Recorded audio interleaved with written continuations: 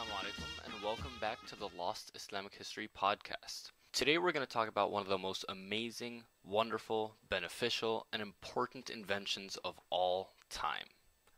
Coffee. Today over 1.5 billion cups of coffee are drunk every single day all around the world. It's become a cultural staple almost everywhere you can travel to and is part of billions of people's daily routines. So where did this tasty and addictive drink come from? And when did it become so popular? Now, believe it or not, it's a relatively new drink. It's only been around for a few hundred years, since the 1400s.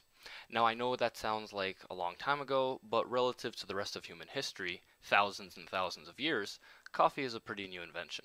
So where did it come from? Well, the legend goes that somewhere in Ethiopia, or maybe Yemen, there was a goat herder who realized that every time his goats ate beans from one particular tree, they had a lot of extra energy and were jumping around all over the place, and generally acting pretty crazy. I don't know about you, but if I saw my goats doing that, I would stay very, very far away from that tree.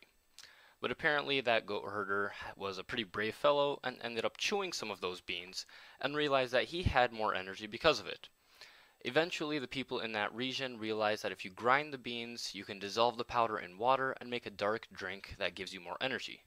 Thus, coffee was born.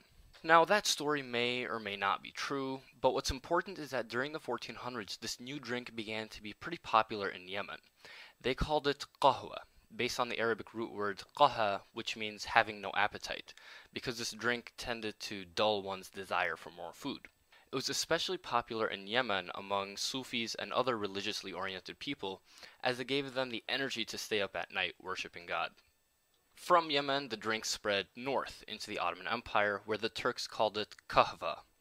By the way, the Italians took the Turkish word and pronounced it as cafe, and from that word came the English word coffee. Interestingly, at first some Islamic scholars in the Ottoman Empire had a temptation to declare kahva as haram, or unlawful according to Islamic law.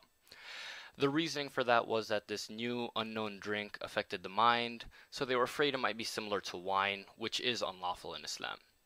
In any case, that ban didn't last long, because during the reign of Sultan Suleiman Qalanuni, also known as the Magnificent in the West, the highest religious authority of the empire, the Grand Mufti Abu Saud Effendi, analyzed the drink and realized there is no legal basis in Islam to declare it unlawful, so the consumption of coffee was allowed again in the empire.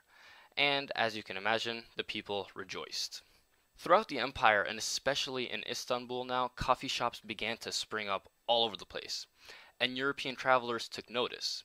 Wealthy Venetian traders especially imported this new drink into Europe throughout the 1500s and 1600s.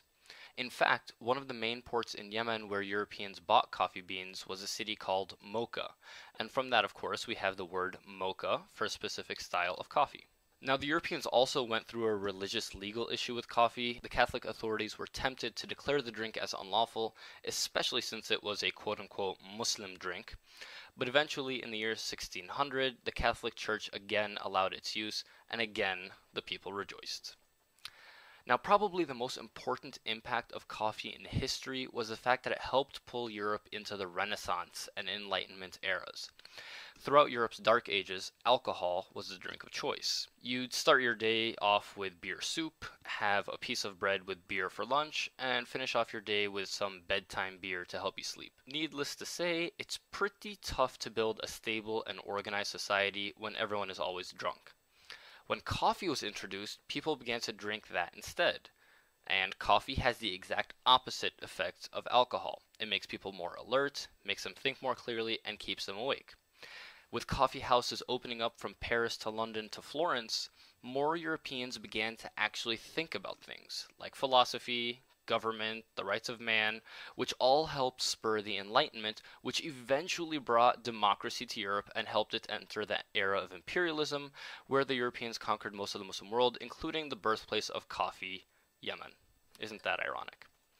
Well, there you have it, the story of coffee from obscure goat herders to European Enlightenment to imperialism. I hope you enjoyed this episode of the Lost Islamic History podcast, and we'll see you next time. Salam.